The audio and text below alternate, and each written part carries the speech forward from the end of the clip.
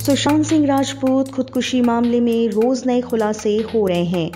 बिहार और मुंबई पुलिस दोनों ही इस केस की जांच अपने अपने तरीके से कर रही है। अब ये खबर सामने आ रही है कि एफआईआर दर्ज होने के बाद से ही रिया चक्रवर्ती अपने घर से गायब हो गई हैं। रिया के खिलाफ मामला दर्ज किए जाने के बाद पुलिस ने रिया की तलाश शुरू कर दी। सुशांत के पिता कृष्ण कुमार सिंह के एफआईआर में किए गए दावों की जांच के लिए मंगलवार को पटना से पुलिस टीम मुंबई पहुंची, लेकिन रिया अपने घर पर नहीं थी। पुलिस उसके दूसरे ठिकानों की जानकारी जुटा रही है। आज हम आपको बता रहे हैं कि कौन है रिया चक्रवर्ती और क्या है उनका सुशांत की मौत के साथ कनेक्शन। भारतीय अभिनेत्री रिया चक्रवर्ती का जन्म 1 जुलाई 1992 में बेंगलुरु के एक बंगाली परिवार में हुआ था। उन्होंने army public school Ambala cantt से अपनी स्कूली शिक्षा पूरी की। रिया चक्रवर्ती ने अपने करियर की शुरुआत 2009 में छोटे पर्दे के MTV reality show TVS scooty tin diva से की थी। रनर अप बनकर संतोष करने के बाद वे एमटीवी के कई शोज होस्ट करती नजर आईं। 2013 में उन्होंने बॉलीवुड में मेरे डैड की मारुति के साथ जैस्लिन के रूप में बॉलीवुड में कदम रखा। उसके बाद वह Sonali cable, half girlfriend, jalebi, bank चोर जैसी फिल्मों में अभिनय करती नजर आईं। 34 वर्षीय बॉलीवुड अभिनेता सुशांत सिंह राजपूत का शव 14 जून को मुंबई के बांद्रा स्थित उनके अपार्टमेंट से मिला था। सुशांत सिंह राजपूत के पिता के सिंह ने मंगलवार को रिया चक्रवर्ती और उनके परिवार के सदस्यों सहित 6 अन्य के खिलाफ पटना में एफआईआर दर्ज कराई है। दिवंगत अभिनेता सुशांत सिंह राजपूत के पिता के सिंह ने पटना शहर के राजीव नगर थाना में आईपीएस की धारा 306, 341, 342, 380, 406, 420 और 120 बी के तहत प्राथमिकी दर्ज कराई है।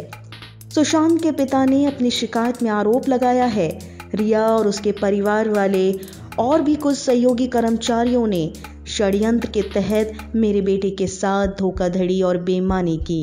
उसे काफी समय तक बंधक बनाकर रखा और अपने आर्थिक लाभ के लिए उस पर दबाव डालकर उसका इस्तेमाल किया और अंत में मेरे बेटे को आत्महत्या करने के लिए मजबूर किया। उन्होंने अपनी शिकायत में यह भी कहा 2019 के पहले मेरे बेटे सुशांत को कोई मानसिक परेशानी नहीं थी। रिया के संपर्क में आने के बाद ऐसा क्या हुआ उसे ऐसी दिक्कत आई, इसकी जांच होनी चाहिए। उन्होंने आगे कहा, मेरा बेटा फिल्मी दुनिया छोड़कर केरल में जैविक खेती का व्यवसाय करना चाहता था, लेकिन रिया ने इसका विरोध किया और उसे धमकाया कि अगर उसने ऐसा किया तो वे इसके इलाज की रिपोर्ट सार्वजनिक कर देंगी। के सिंह ने कहा है, रिया सुशांत के साथ रहा करती थी।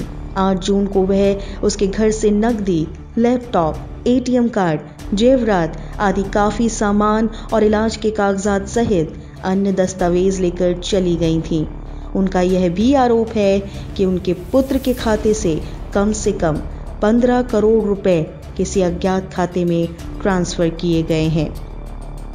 बॉलीवुड एक्टर सुशांत सिंह राजपूत की मौत के मामले में जांच के दौरान ये भी पता चला है कि सुशांत 2 कंपनियों के डायरेक्टर थे, Vivid Reg Reality X private limited और Front India for World Foundation. इन दोनों कंपनियों में रिया ने अपने भाई को सुशांत पर प्रेशर डालकर जबरदस्ती डायरेक्टर बनवाया था। दोनों ही कंपनियां नवी मुंबई के फुलवा में स्थित हैं। दोनों कंपनियां बिल्डिंग साई फॉर्च्यून के फ्लैट नंबर 503 पर रजिस्टर हैं। ये फ्लैट रिया के पिता इंद्रजीत चक्रवर्ती के नाम पर है। रिया चक्रवर्ती को जब ये महसूस हुआ कि उन पर और शिकंजा कसना तय है, तब उन्होंने खुद को बचाने के लिए देश के जाने माने और महंगे वकील सतीश माने शिंदे को अपना केस सौंप दिया। सतीश बॉलीवुड एक्टर सलमान खान और संजय दत्त का केस भी हैंडल कर चुके हैं। रिपोर्ट्स के मुताबिक रिया की अंतरिम जमानत के लिए शिंदे ने मंगलवार को ही पेपर साइन कर दिए थे, क्योंकि सतीश के जूनियर वकील आनंदिनी फर्नांडिस को रिया के घर के बाहर देखा गया था।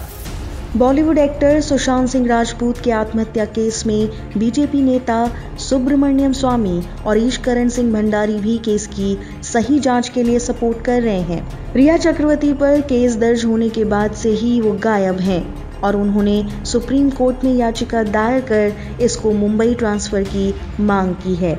हालांकि सुशांत का परिवार भी इस मामले में सर्वोच्च कोर्ट का दरवाजा खटखटा चुका है ताकि ये केस पटना पुलिस के पास ही रहे और इसकी निष्पक्ष जांच हो सके। सुप्रीम कोर्ट के एक वकील सार्थक नायक ने एक याचिका पत्र बॉम्बे हाई कोर्ट के चीफ जस्टिस को भेजा और इस केस की जांच सीबीआई या अदालत की निगरानी वाली SIT जैसी स्वतंत्र एजेंसी द्वारा करवाने की मांग की है।